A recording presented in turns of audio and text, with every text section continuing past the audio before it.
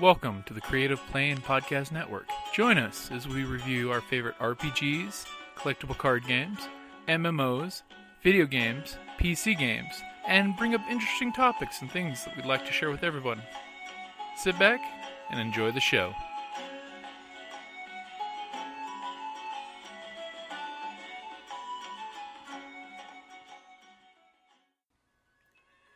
Hi, this is Kelly, aka Trixie from Ragnarok and Roll, a Scion to Ragnarok story, and Tilda Wimblewick from D&D Journey of the 5th Edition.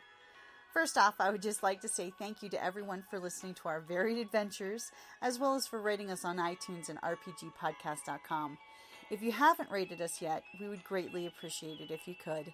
And if you're looking for more ways to support our efforts, we are now on Patreon, a great site where you can help us continue making more podcasts, as well as some special surprises for our patrons. If you can, please look us up at www.patreon.com/cppn. Every little bit helps. And again, thank you for listening. So, as I said before, I'm Sean Patrick Fannon. I'm the Pinnacle Brand Manager for Savage Rest, lead writer and designer on the game. And we've already determined. We're here, six guys. Hello. Hi, Michael. Hello. You can slide this way. Well, do me a favor. You get to, by default, grab the big, nice, comfy chair, or you can grab the office chair from the bedroom, whichever one you like better. But Michael, before you go anywhere, let me ask you this: do you know what Rift is? Yes. Okay. Have you played Savage Worlds? No. You got one after all. I got one after all. I have the book. I was hoping. I was at Gen Con and watched the session play. Okay, well then you've seen the system in play. I've seen Savage Drifts in play. Right. Well then you've seen the system pushed to its absolute limits and then now it's ripped off. So there you go. Right, yeah, so you can grab the big comfy chair or grab the office chair from the bedroom, which one you think is going to work out better for you. So as I was saying, lead writer and designer for Savage Rifts, and we were explaining to our friend Robert. So you call me Bob, actually. Or Bob, Bob. That Rifts was an extremely popular setting in 1990 when it came out, and popular through the 90s, and there is still a hardcore, loving fan base of the Rifts setting and its story, for all the fact that it is anything and everything, including a fully weaponized kitchen sink. It does have an intrinsic story of its own. There is intrinsic iconography. So the fact is, the Rifts allow any possibility to come from anywhere, time and space. Nonetheless, the world itself is developed in some pretty specific ways. There are established factions of power. There are well-known creatures that have iconic presence, and there's a lot of story that is baked into the setting. So capturing that under a completely different game system that was a D20 pastiche, if you will, under the rule mechanics that is Savage Worlds, which is famous for fast, furious, and fun. And under Palladium, they are very much saying balance just doesn't matter to us, and under Savage Worlds, balance is very important. So the most challenging design work of my life. And I'm incredibly gratified every time someone tells me that they sense that it plays the way they hoped it would. The Rifts fans seem to really enjoy the experience. I had the incredible fortune to be the first GM to ever run Rifts for Kevin Sabita, where he got to play. And this was at Grand Con just a couple of weeks ago. He's never played in his world. He's run it constantly. He's never played as a player. So his first experience as a player in this setting was under Savage Rifts with me running, and he loved it. That was a huge move, so I'm pretty excited about that. So Rifts is a world that is post-apocalyptic in nature. The average person has no idea how long it's been since things happened. But you have postmodern society, trappings, big cities, and things like that. But there's every level of civilization, from the run-down, ramshackle, Old West style village, or even medieval-looking kind of place. And then you've got giant megacities where they've been rebuilding much more extensively. But there's massive wilderness in between. There are factions, fighting over power and land.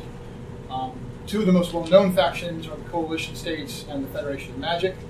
And Coalition States, the guys think Mussolini and Hitler had the right idea, just wrong execution. That should give you an idea of who those guys are. And the average soldier is just like the average soldier from the German Wehrmacht in World War II, not necessarily inherently evil, but brought up in a propaganda or in this case, they're talking anyone who uses magic of any kind is inherently evil and destructive to society, and all non-humans should be wiped out. So that's that faction. On the other side, the Federation of Magic, which is ruled by a completely insane, evil mad doctor of a sorcerer named Lord Dunskin, and for them, it's magic uber alles and kill anybody who doesn't like what we have to say. So there's two very strong factions that have a lot of control over North America. And then there's the heroes that are in between everything, trying to hold back the chaos, hold back all the kind of crazy random monsters, and the bandits and everybody else, and trying to make the world a bit better place. Which, by the way, segues into what you guys are a part of, which is an organization called the Tomorrow Legion, which is, in fact, canonically part of the Rift setting by now, and it is a reason to get a bunch of eclectic, overpowered, wonderful people together, and be more than just murder hobos trying to salvage, parts, which is the way a lot of people used to play Rifts, for sure. But now you can play that way, certainly. You can play the way you want, but we established an adventuring paradigm, if you will, with the core activity, which is you guys are sort of in between all these factions vying for power, and there's more than just the big two, but they're the easy ones. And you guys are working with other people who think that maybe we should work on trying to make the world more livable and better for everyone. So that's kind of the overarching reason behind your character being together with these other characters and off doing cool things. Plus, it makes convention games easy because I can just say, you're on a mission, go do that mission. So, with that in mind... Plus, it makes it easier if you guys are running the platform campaigns instead as well. Absolutely. So, with that in mind, I'm going to go through, I've got 12 characters that you guys can choose from. Now, I can't give you these, by the way. I'm sorry. I have to ask you not to write on them or anything like that, because these are... Unfortunately, these were expensive to print out, and I just couldn't put multiple copies, so I apologize for that. Subscribe paper will be good for tracking things, especially if you're playing a spellcaster. So I'm just going to go through real quick. I might if I don't get the glitter. There's a burster named Ariel. There's a burster named Ariel Fire and Esther. Bursters are pyrokinetics. So think Johnny Storm from a psionic perspective. She's also an Altera blind warrior woman, for those who know the setting reference. She escaped the slavery of the Splugorth and discovered, wow, I have amazing pyrokinetic powers. I probably wanted to set them all on fire, and that's how I developed that power. So she's now with that. There is the city rat, Halima Cortez. Now, to point out for my Rifts fans, we took the concept of some of the not quite as powerful OCCs from original Rifts, the ones you played because you liked, risking death on a daily basis. And we decided we decided to beef them up to make them a little bit more online. So whereas the Burster and the Glitter Boy were started as 0-point novices with their amazing gear or amazing powers, the what we call Mars category of characters, mercenary, adventurers, rogues, and scholars, they end up with 20 experience points, so they get 4 level ups, they get some rolls on some really cool charts, access to gear enhancements and things, and they end up, it turns out they can hang and bang pretty good. So Halima Cortez is going to be your very cybered up, roguish character. She also has a cool hover bike, and is as combat capable really as anybody here, just overall ability. She may not be blowing things up the way the Glitter Boy does, but she will not be weak in a good combat situation. I don't want you to think any of these characters are. We made them so they can all play in the same scenario, but she also has the cool Shadowrun-esque aspects to her. So, again, Halima Cortez, the city rat. Harv, the combat cyborg. Really, I don't know how much more I need to say about that. He carries around a mini railgun. He's a gigantic metallic cyborg who may have a little bit of meat inside, but for the most part, he's the Terminator with a nice personality. Valka Mad Eyes, the crazy. Those who know the Rift setting will know that crazies were always kind of the poor second cousin to the Juicer. Not so much anymore. What the Juicer sacrificed in lifespan to become super soldier with, the crazy sacrificed sanity. But the way insanity works in Savage Worlds is a little bit more fun to play with, a little less textbook psychosis manual. And they get a really cool mechanic where they get, if you're familiar with Savage Worlds, they have the berserk mechanic, which represents when they lose it, and they do crazy, crazy berserk things. And they can take special iconic edges that play off of that. So, for example, she's a gun nut. So whereas you normally couldn't use a ranged weapon while berserk, as a crazy with gun nut, you totally can, and get bonuses doing so. By the way, her particular delusion, her particular issue, is she sees the entire world as a Disney Don Bluth-esque animated, present. So everyone she sees is a caricature, or all the innocents she encounters are like anthropomorphic bunnies or other types of people. Her friends are all like over the top Disney like heroes. The villains are completely over the top, Disney style villains and so on. Awesome. She sees the whole world as though she's in a cartoon. That is cool. The Cyber Knight, Lady Serena Aldebrandt, Cyber Knights, and Techno Wizards were two of my favorite from the Rift days, except that they kept dying. So you might think I gave them some love. Cyber Knights are pretty awesome. They have inherent psionic ability, but the psionic ability still comes off as being partly holy. Like it comes from some inner light part of who they are, so they're really good against supernatural evil, but they're also really good against technological stuff. Plus, their cybernetic ability, or their psionic abilities, they have a special ability where they can use it as a free action instead of actually costing an action. And they can like juice up all of their stuff, like instantaneous thing, and so they run into combat with all these crazy, amazing abilities. The Glitter Boy pilot, in this case, a dog boy. So if you're familiar with the Rift setting, yes, this is a dog boy, broke away from the Federation and was trained how to use a glitter boy. His name is Noble, and he has a really, really big gun, and do all glitter boys. And Wolf. So, that's him. Juicer, Long Walker Sure Shot. And as I mentioned before, the crazies, this guy sacrificed his life. Now, there's an interesting mechanic. If you're not familiar, one of the things that we went out of our way to do was to make some of the iconic aspects of each of these characters more game playable. That's why we did what we did with the Crazy, for example. So we did with a lot of the other stuff that we did. With the Juicers, though, this whole idea that you die at some point within the next 4 or 5 years, which never really came into play for the typical Rift campaign, we said, no, that shouldn't matter. That should be a game playable aspect. So you have this thing called burn. It's a numeric rating. You roll your burn die, which is the thing that you have, and you roll at the beginning of every session. So campaign play is a little bit more meaningful, but it can be meaningful at the table. You roll, and if you roll equal to or higher than your current burn, you are going to die that session, unless you spend permanently a point of that burn, which means you can keep staving it off until you can't anymore. You can also spend burn to do superheroic things. You can actually spend a point of your life essence to add your burn die to any die. So juicers are going to die sooner than most everybody else in almost every case, but how they go out is entirely up to them, and they usually can do some amazing stuff before they go.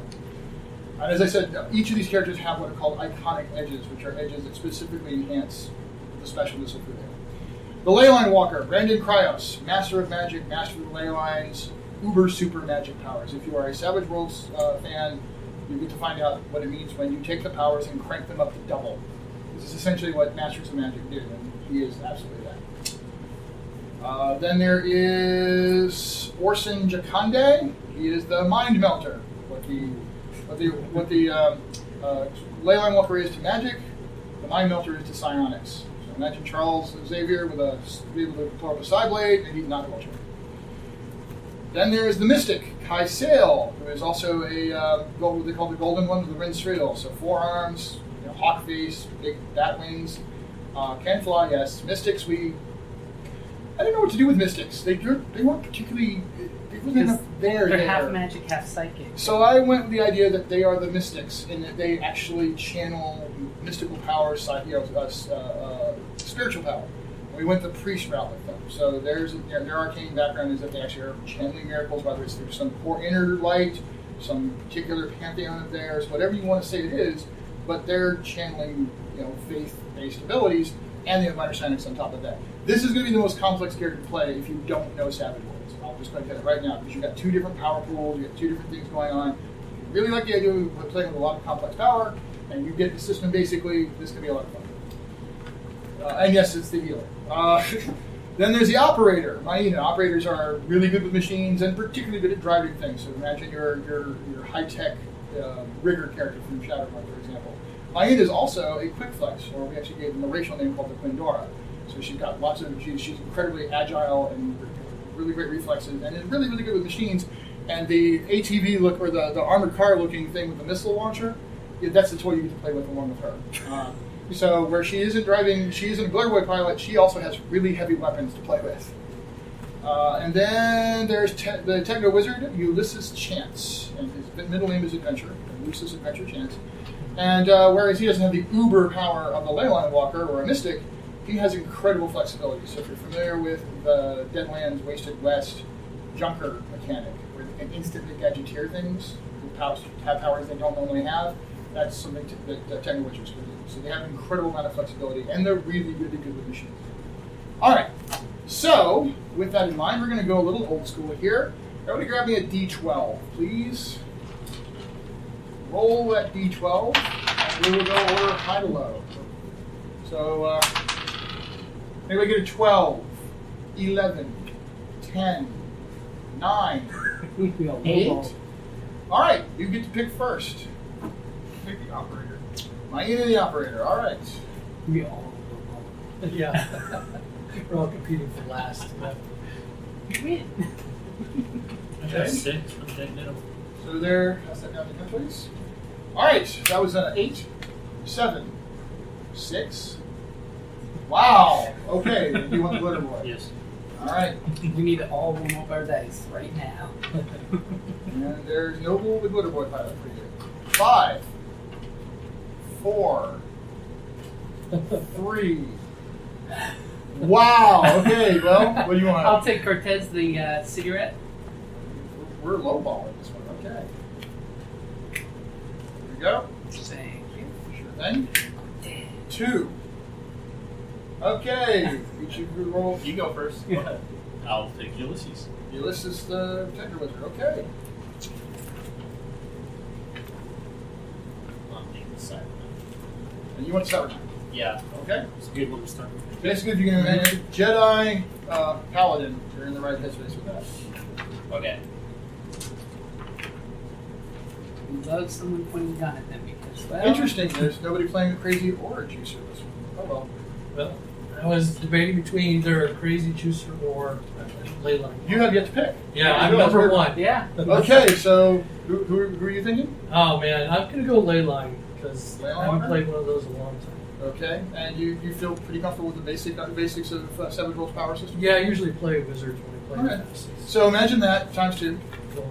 Well, really times 10. But Risk that. PowerPoints and everything is. so you're going to have it's going to be called PPE, which is just we're bought the term straight over from Rift's, but it is PowerPoints. So, now you're going to have two different things here. You have the official published sheet that came out with the archetypes things.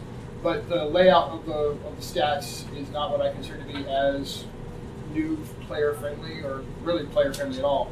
So I went ahead and translated all these characters into the official form fillable Savage Worlds character sheets, so everything's a little bit laid out in a more helpful fashion.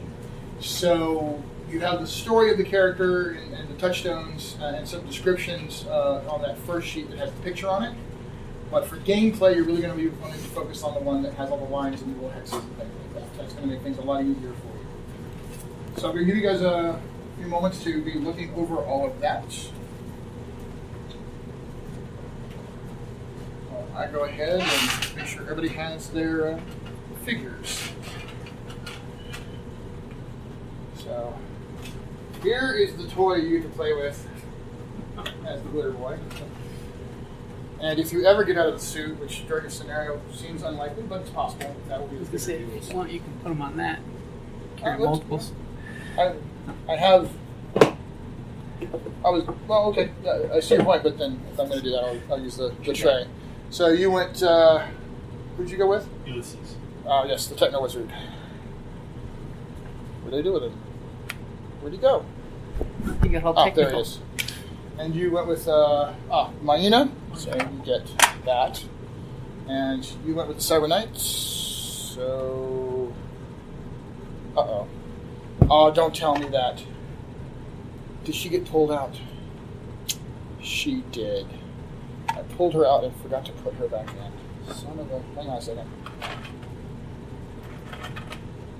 You may not end up with the figure I normally It's okay. use for her, which I apologize for, but. I'm still playing the game. That's Having important. fun. And Having a lot of fun. I thought I had everybody tucked in here. Alright, we'll have to use her. Doesn't really match the picture, but it's close enough. And you went with Ulysses, or you went with the Leyline Walker. Boom. And That one with the cigarette. Alright, so on and off bike. Okay. Yeah. Alright.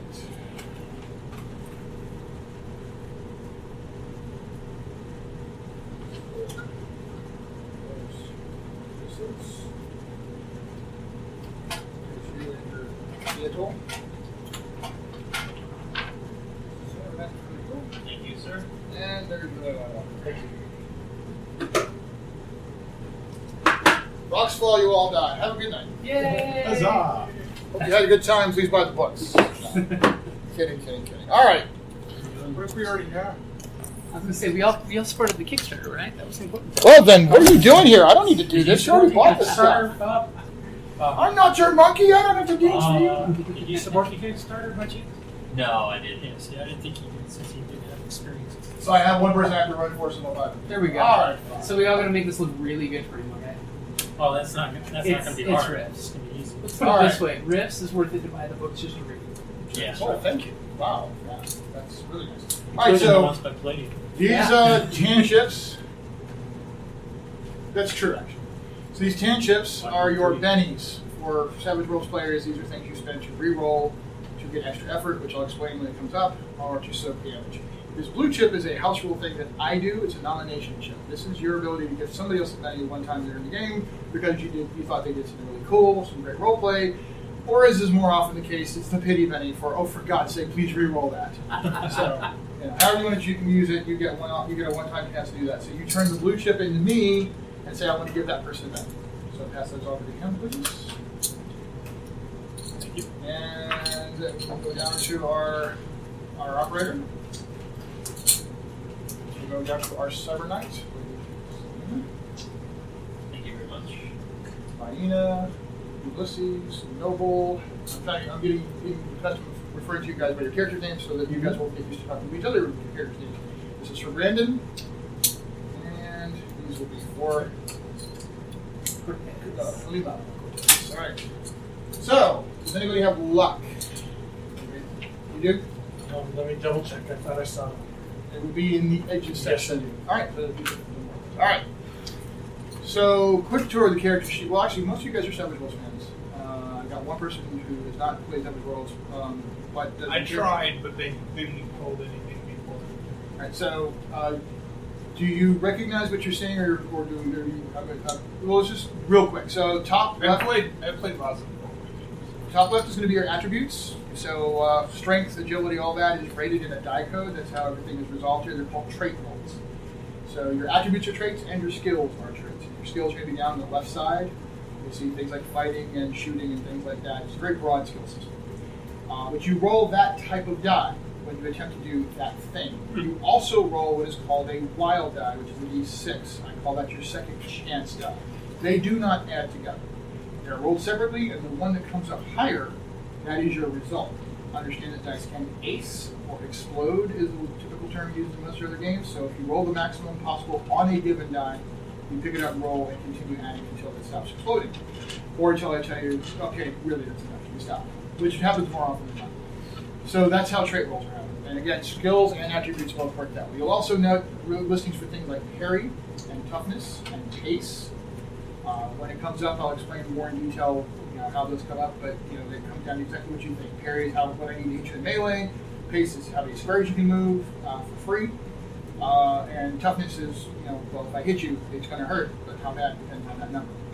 The skills, again, I've already covered. If you look all the way over to the right side of the front of the character sheet, you'll see things where it says edges. These are all kinds of special things that your character has that make them more cool at what they do.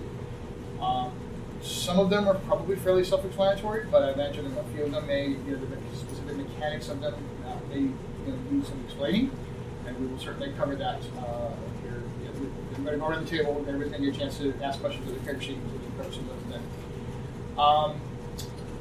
Here at the bottom, your most typical weapons and attacks. Everyone wants to pay attention there because I've worked out, the basics of what you need to know there in terms of range. Make sure you do, when you report to me what you're doing with the weapon, that you go to the notes section and specific things there. Semi-auto means you can pull the trigger twice. It's called double tap. You get +1 hit damage when you do that.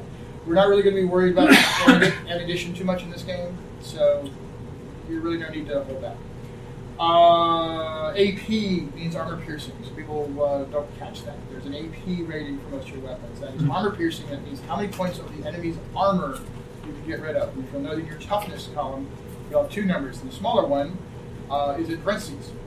That is the bigger one is the total toughness you have against an attack. The smaller one is how much of that comes from what is called armor. So I can take that much away from an armor piercing attack, but I can't take anything that isn't armor away. Your toughness just is.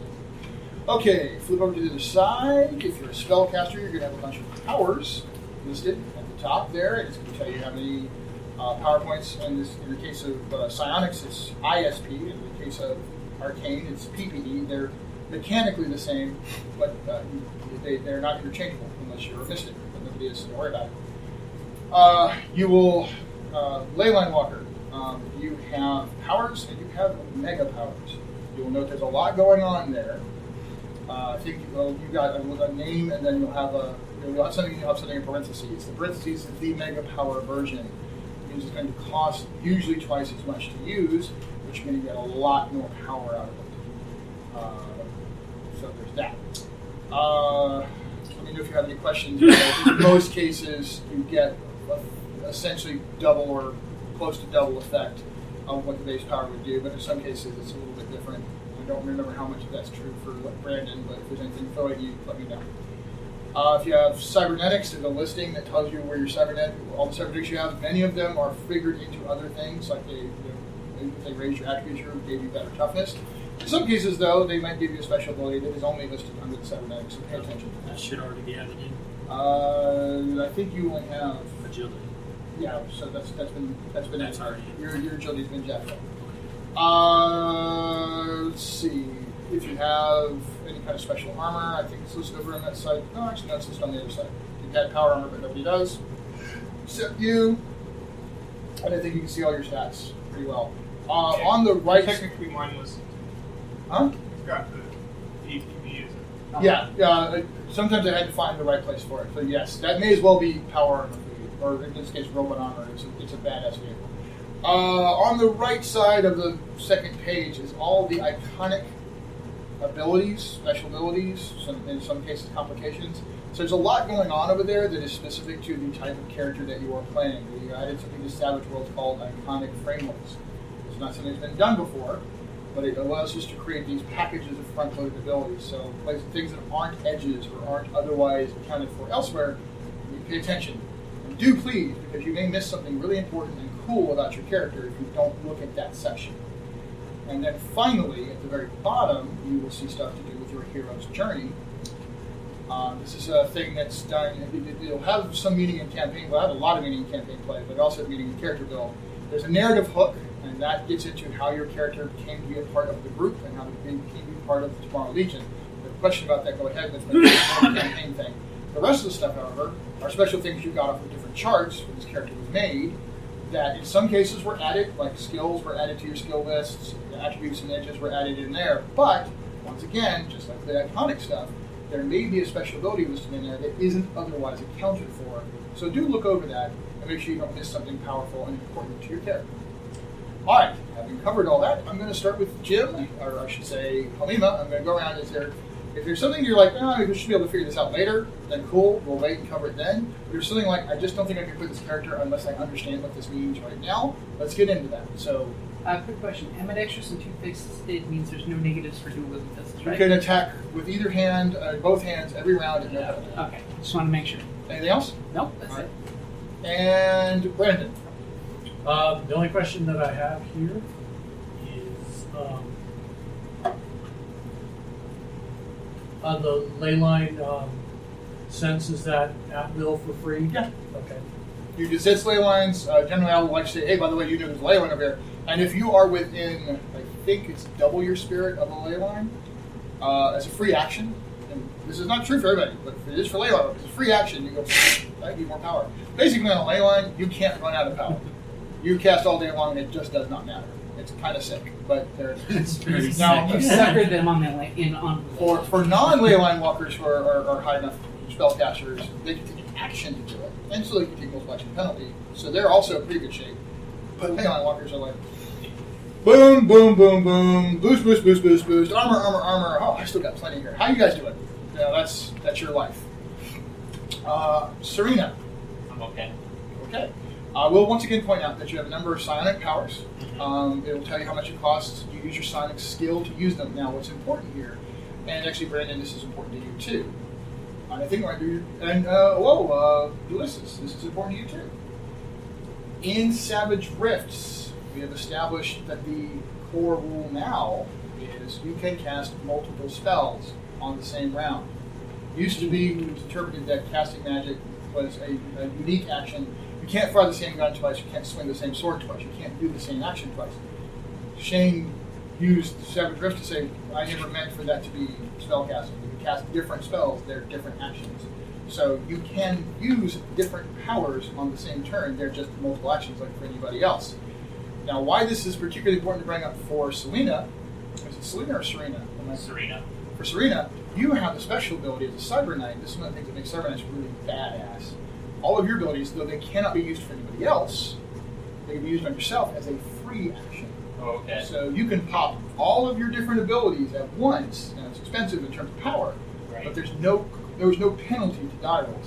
So you could throw out 3 sonic powers and then go hit somebody with a sword at no penalty. Wow. Wow. That is what makes Cyber Knights that much more awesome. Everybody has their thing. If I'd known that, I would have known that. That's the Cyber Knights thing. All right, Maina, anything that's jumping out at you at this point? Well, I have a short attention span, and then I have a fortune and glory smart and learn. Right, you Those like cancel each other out. No. Smart and learning means you studied a bunch of stuff. You have a good intelligence, but for basic smarts checks, you're distracted. So sometimes you're just like, what, huh? It's ADD. You can be really smart and have attention deficit disorder, and that's kind of what all Quindora have.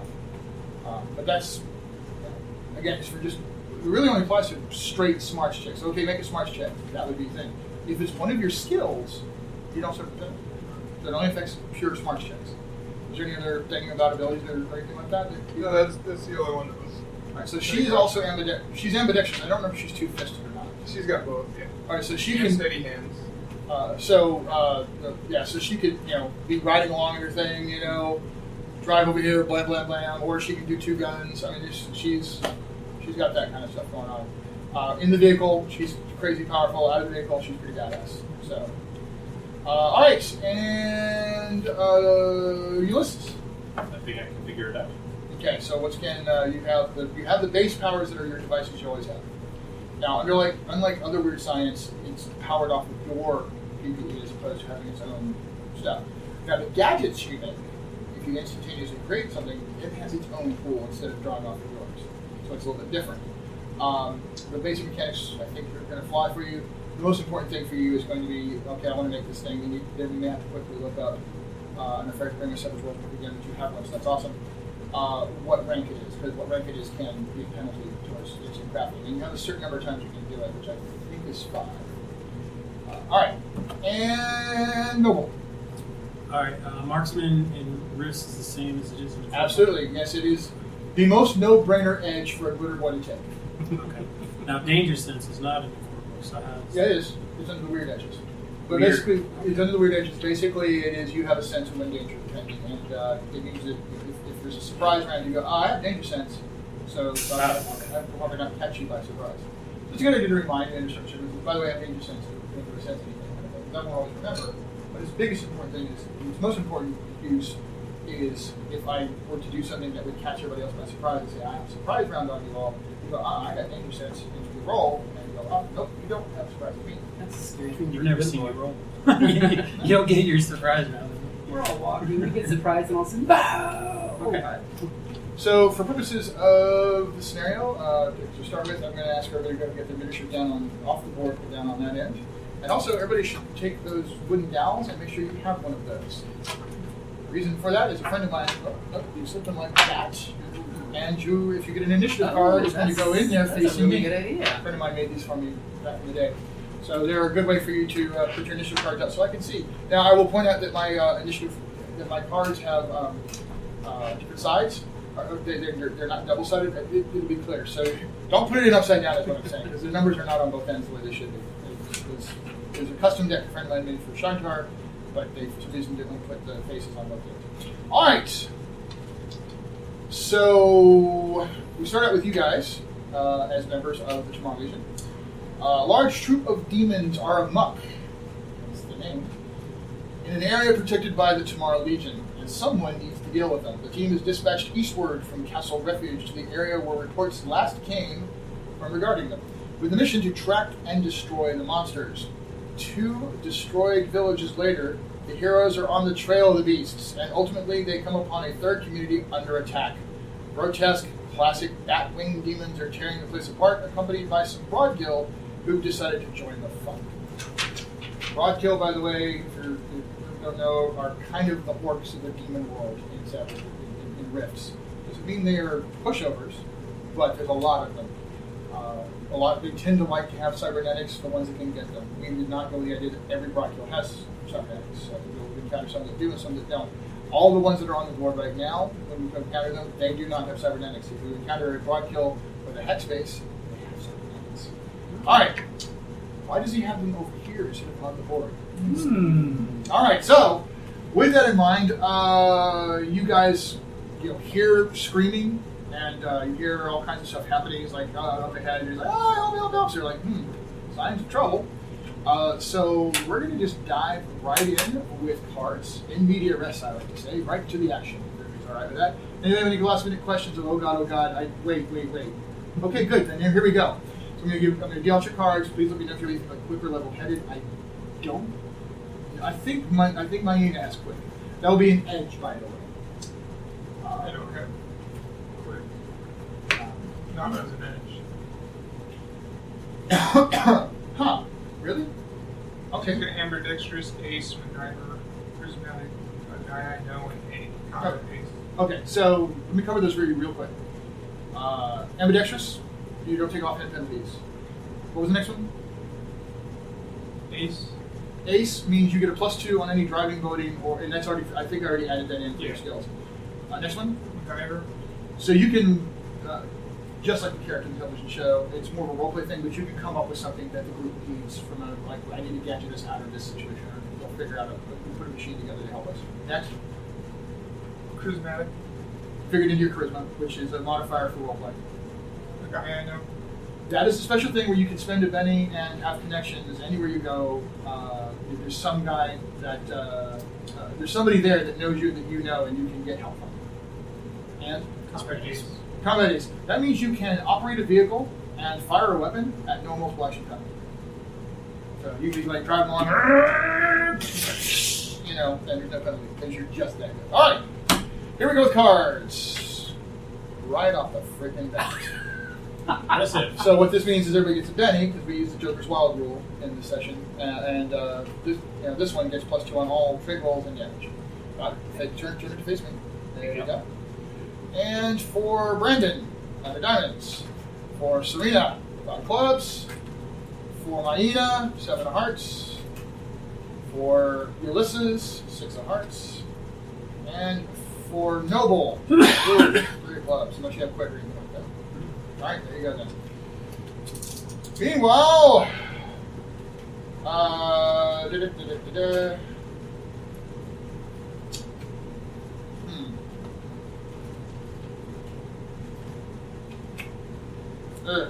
the Brodkil end up with an ace of hearts. Those are demons. Ooh. Sorry about that, folks. Ooh. Now the good news is I don't get bennies for that. I do get some bennies. I will give myself my 6 bennies. 6 of you. That is my defense against your horribles as human beings. Alright. 4 villains, 4 monsters. You guys want to do that? So you guys get over to Bob. Lucky's always on the side of Cortez. Alright, there we go. Maybe not all. So, because I have a 4 Joker deck, yes, I like to live dangerously. I actually suited my Joker, so Joker of Hearts goes first. Okay. Now, at this point, I'm saying that you guys are just off the board, so you can start counting your pace, such as it is, coming off the board. Just keep thinking that way. I will go with the idea, by the way, that For purposes of convention gameplay, even though you have guns that can shoot through schools across the country, possibly shoot satellites out of the orbit, noble. For purposes of You're talking gameplay, about we generally go with the idea of be on the board to kill my people, and I will make it so that people cannot kill you until you're on the board, just to keep things nice and easy for the game. But that is acknowledging that yes, you could sit way, way, way over there in the bathroom and kill all my stuff, but that's not fun for me or really anybody but you. So moving on, Halima. Okay, so I don't really want to dive too far into town without backup. And what are these guys? Well, they're all with you. You're just getting there first. Yeah. So the Batwing, the various winged things are demons. Okay. Demons from hell, kind of thing. Which hell we don't know. There's a lot of hells. Many levels to become. And the ones who don't have wings are Brodkil. So they're lesser demons. And human citizens. And human citizens who are running and screaming for their lives. Okay. Poor bastards. Okay. Let me see what the speed of my bike is. So you'll have a ACC/TS. So 15 or 70. So 15 is so every round you can go up that much more. Although you're in really tight quarters here, so it's going to start becoming close to impossible. And although you're good, you're not as good as my unit at driving. Yeah. Although you actually use pilot. So you could start out going 15, and the next round you could actually go 30. There wouldn't be much point just because the board isn't that much bigger. Yeah.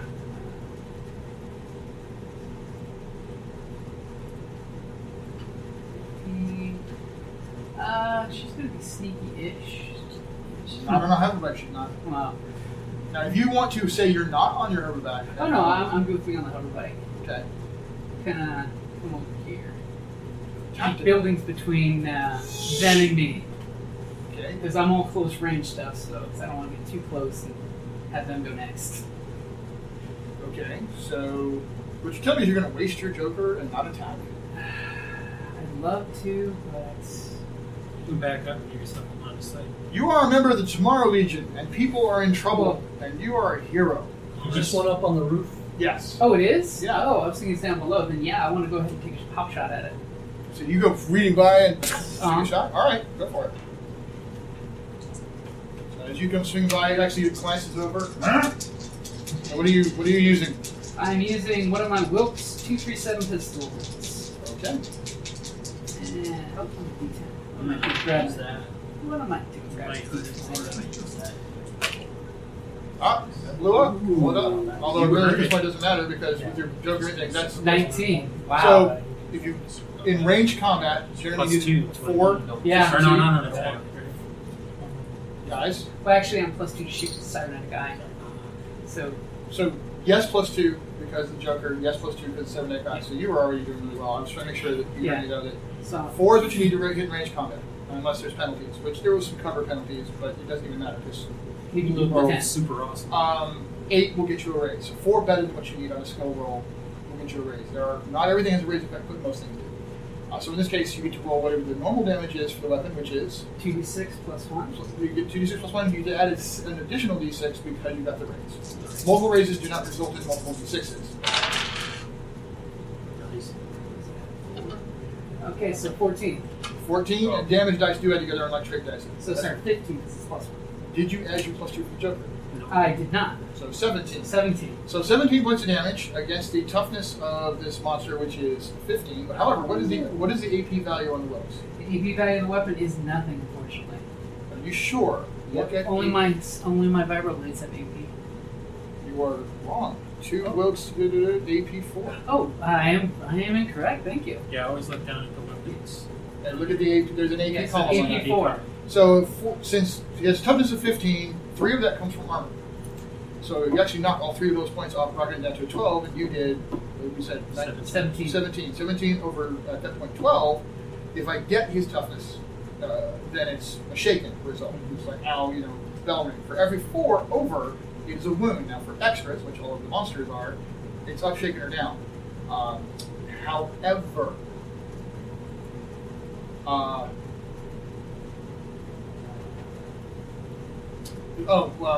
however, you did 70 points of damage.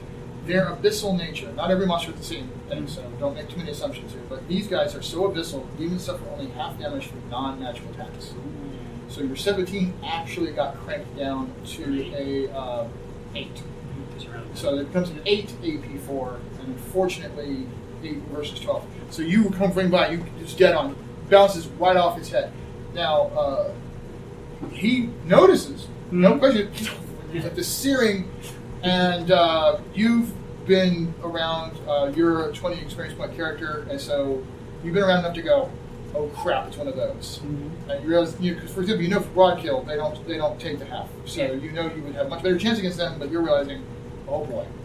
These things were birthed in hellfire. Laser Yes. beams, not so tough. Yeah, exactly. That's the problem. You realize that is a job for your Cyber Knight and your Cyber Knight, your Techno Wizard, and especially not especially, but also your Leyline Walker. All right. Now, unfortunately, the lesser demons, of which you shot one, are also on Joker. So your cautiousness is unfortunately not going to pay off for you, as he is going to leap off of that building, flying down to attack you. Now, the other ones are not at this point aware, and they're all just kind of watching the Brodkil run around and going, her. So they are all on hold. Now, the way I do this is I just do the one little black marker for anybody that goes on hold, which is an option you have in Savage Worlds. You can choose to go on hold and wait until later, put a little marker on you, and you can interrupt anytime you want. You can try to interrupt somebody else's action. You have to make an agility check. However, the thing with Jokers is, if you go on hold with Joker, you don't have to roll. You can automatically interrupt anytime you want. Alright, so the 3 demons are on what's called Joker hold, which is when I'm putting 2 of those on there. That one is going, and he leaps down to attack Halima. He comes flying in. He's got a fighting D8. He is not a wild card, so I simply roll the D8. I roll 4. What's your parry? My parry is 8. Right. So even with the +2 I got from the Joker, which would make it a 6. I pop out my vibroblades on my gauntlet and block it. So you managed to completely miss. So that happened. And I could, at this point, as a GM, spend a penny to add something called extra effort. I'm using this as a chance to tell you. There's a new, this comes from Shintar, which is a setting I created for Savage Worlds a few years ago, called Extra Effort. And I say I came up with it. Clint Black actually was one of the suggesting this. And so we ported it back over. In addition to using a Benny to re-roll. So I can spend a Benny to re-roll that completely. Or I can spend a Benny to add a die 6. So sometimes, if it's a really, really bad roll, you want to re-roll. But if it's kind of close, you might want to do extra effort. So if I were to spend a Benny, I could add a D6. If I got a 2 or better, I would actually then buy the hit. Once you extra effort, you may not re-roll. And if you re-roll, you may not extra effort. So it's one or the other. You can only extra effort once, and you cannot extra effort damage. And you cannot extra effort bigger checks that deal with damage. We found out it made it impossible to kill anybody. Alright, so there it is. Alright, so the others are on Joker hold, and then unfortunately my Ace of Hearts goes. Luck of the draw. So, unfortunately, what that means is, well, first off, actually, what it does mean is I need to see if these guys make a notice check and are aware that something's going on. Hover cycle screaming down the street. Yeah. So what I'm going to do is I'm going to roll them as a group, so they effectively get a wild die to roll as a group. Well, what do you know? They are definitely aware something's going on. So even though they were chasing these people, I heard the laser fire. 2, 3, 4, 5, 6. Oh, look, so they did hit. This is good. That looks more You fun. successfully pulled them off. Of Yeah, I'm saving the people. Yes. Save your the intention. citizen. Wasn't your intention. You were trying to be sneaky, but it worked out for them anyway. Not so necessarily for you. So he comes around looking around. That one comes at you. He's got a big old, nasty looking weapon. He will also make a fighting check against you. He has an 8. He now has gang up bonus. So he gets +1 for gang up bonus. Gang up. And he completely was. Alright, so he did not hit you either. Luck of guys- Cortez. You've got pretty good parries. 8. So you get the impression Hey, we There's- grouped there- them up. they're laughing. They're running at these people and laughing. This guy, They're just bursting meat bags. That's all they are. he's running up and he's like, ah! And he should take a swing at him, but he's not. That guy's only running and screaming. He's like, oh, run, little man, run! Unfortunately, what the whole gag was, was to run them to the more leaderly Firing squad. these guys. They come out. These guys are cybered up, and they actually have high-tech weapons and stuff. So they're same as the other Brodkil, but they've got 7 different plants. They've got weaponry, and it's kind of they're like the next caste level up as far as the Brodkil is concerned. So the other ones were just running and chasing. It's basically a horrific game that they play. So the Brodkil are not particularly well trained on the weapons, so they're shooting. Now here's the funny part. And again, they're kind of dumb. If they roll ones, they're going to hit their own guy. No, but he actually missed the human. The other guy. Uh-oh. He's going to attack. Ow. And then this guy. Get those good rolls out. He's going to take that. So we're just seeing red mist. Yeah. Well, maybe not. I understand. The Rift fans are used to every weapon automatically listing everything that isn't MDC. We didn't do that in the Savage version. We pulled it back from the brink. And again, Kevin was perfectly fine with this. He took a look at it and said, yeah, this looks like a good way to go. The man's very interested in looking at what was and then looking at what is and what can we do. So we went back to the idea that if it walks like a tank and talks like a tank, it's a duck. I mean, tank. And if it looks like it should kill tanks, it does mega damage. If it doesn't look like it should kill tanks, it does not do mega damage. So we kind of went back to that. All right, so anyway, but they're pretty bad off. However, because they're NPCs or extras or whatever, anybody who wants to check them out, they might have lived. Check them and see if they somehow survive later.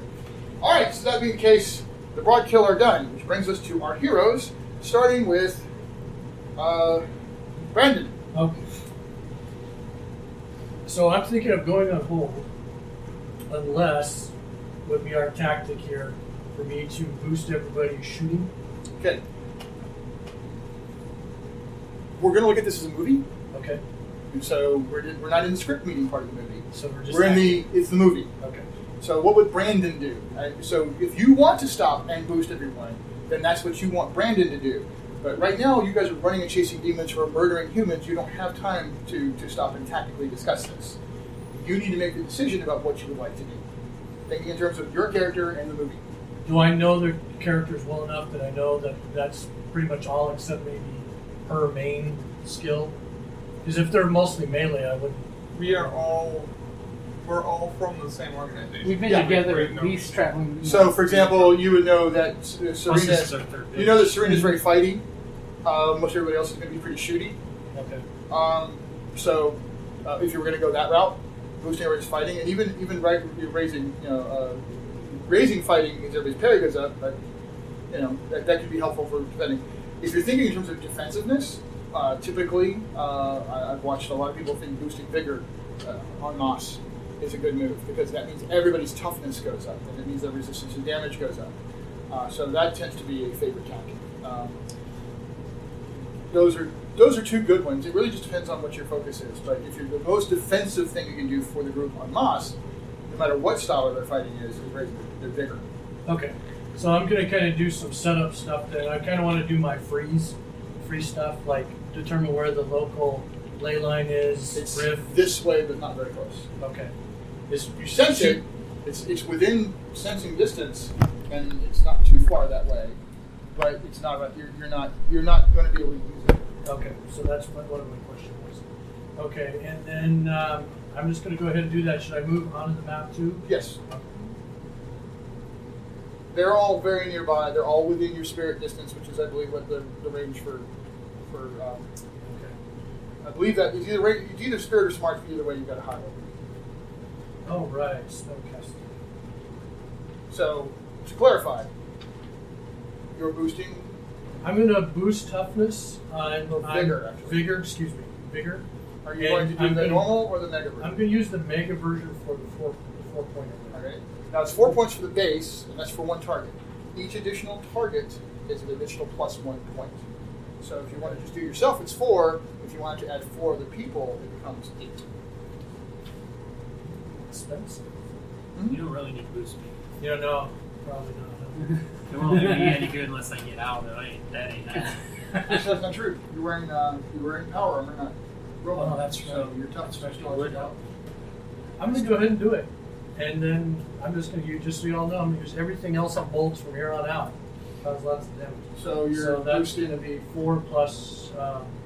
So you plus those 4, So that's because she's already out of range. So 8 points. 8 points. Now you roll your spellcasting. Success. There's a penalty unless I drop a pack for. Yeah, don't worry about it. Okay. All right. So in that case, with just a success, everybody gets what, a +1, or +2. Because it's for boost, it's +2 or +4. For exalted boost, the mega boost, it's +4 or. Wow, I'm drawing a blank all of a sudden. Where does it say on the sheet? It's 1 or 2 for regular, or 2 or 4 for mega. Oh yes, it's 2 dice on a regular. It's 4 dice on a regular. So yes, you would. So right now, everyone would get 2 dice just for basic success. Now, I'm not saying you should, but I'm reiterating that if you were to spend a penny right now, you could add a D6 to that, and on a 3 or better, you would get the raise. Wow. That's a good investment. Okay. Because you're doing it for so many people, it might well be. Oh, 6. 6. All right, so at that point, that point doesn't matter once you got 3. So that means that everybody gets their vigor raised by 4. So it goes die types up. So for example, what is Marina's vigor? D6. So it goes from 8, 10, 12, and then 12 plus 1. So anything above 12 just becomes pluses. So you temporarily have a vigor of D12 plus 1. It also means that your toughness right now is up by 3. So I'm a D12 plus 2 right now. Right. So each die raise is a toughness raise, and then every 2 points, full 2 points. Oh, full 2 points, so it would just be D12 plus 1. Right. And that's 3 rounds, and then I can. Oh no, I'm sorry. I misspoke. What is your base vigor? 8. 10, 12, 12, 1, 12, 2. So what we're getting at though is the toughness thing. 8 would raise it to, you are an 8, right? 8 bigger, yeah. So at a 10, your toughness went by 1. At a 12, your toughness went by 1. 12 plus 1, it did not. But 12 plus 2, it did go up with another way. So you get plus 2 your toughness as well. So both these ratings go up by 3? Yes. Well, no, just the toughness rating does. It did not raise your armor, it raised your toughness. Parentheses is the toughness. Prince uses the armor. Oh, that's right, because that was for the AP. All right. All right, and Ulysses, you covered? You got it? Yep. Okay, and Brandon, you raised your own. So, okay. And Maina, I'm sorry, Serena. So when I raised mine also? Yes, your vigor was what before? D6. So it went to 8, 10, 12, 12, 1. Okay. So you currently have a vigor of 12 plus 1. Okay. Which means when you have to roll some damage, you're going to roll your d12 plus 1 instead of d6. That's a lot better. And for each full die, it was a point added to your base toughness.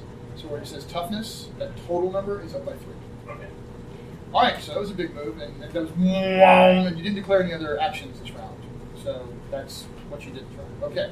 You got me. Unless you want to move anywhere further, or if you're good behind the building, which Let's do the cover and see what everybody does. cover's not a bad thing. Give me your card, please. Thank you very much. And now we are at Maina. Guess I gotta die more. Oh, by the way, did anybody else want to say they were in the vehicle? I'm in the vehicle. I figured you are. Or Yes. in my vehicle. You jump in the vehicle sounds and good. deploy. All right, so you'll be in the vehicle. People Makes are sense. in the vehicle. Makes Well, sense one that people is are in at the least. car. Anybody else want to jump in the car? I don't think anybody else can at this point. We're waiting. The Cybernet could be in the vehicle if you want to do Am Is I that able what to the fly Cybernet even can though the jump red out? line is not here? it. You need to be on the way line for it to. Sorry. Just a mere mortal. So you're kind of cruising along. I'm going to go ahead and say you slow down to confer with everybody. So we're going to just start with you. There was the ACC/TS, just like for that character. So whatever the acceleration is, the number of inches you go this round. By the way, I do believe I see 3 speed bumps in there. The ACCTS Yeah. says 1050. So your acceleration is 10, your top speed is 50. So you go 10 rounds, you go 10 squares the first round, 20 squares the next, 30, 40 until you get to 50, then you go 50 squares around. It gets a lot harder to control once you get that speed on the paddleboard, so you may want to keep it down to something a little less. But where would you like to go and what would you like to do? You have a lot of heavy weapons on that thing. And again, feel free to think as cinematically fast and furious, with an armored car as you want. You're just barreling right down there. I like that. I respect that. All right, what do you want to do? And that's a great place to wrap it up there.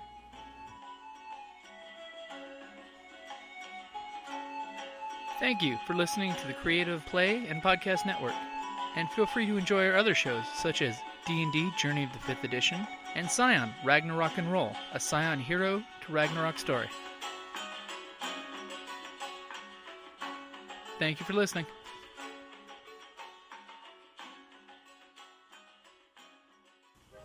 Hey guys, and I'd just like to take a second to thank all of our patrons, the folks who supported us on Kickstarter, and the folks who've given us positive reviews on iTunes. So on iTunes, XO4, thanks man, you've been with us since the very beginning, and we still love getting messages from you, man. Next would be LOL Man 1, that's 2 L's, 2 N's, D&D Rocks, ! And OCU Teach. Thanks you guys for going to iTunes and hitting the review, because it really does help other folks find us so they can actually hit us on the friends list. If anybody in the Patreon and Kickstarter page wants their name to just be their last name or their first name, let us know. But I'd like to definitely shout out to Christopher Onstadt. Thank you very much, man. Chris McCarty, thank you. Kelly Springer, thank you, honey. Carrie S., thank you. And, of course, James Springer. Thank you very much, guys.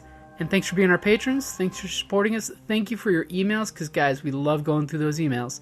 And if you want to shoot us a message, shoot us an email to creativeplaypodcastnet@gmail.com. Thank you for supporting us, guys.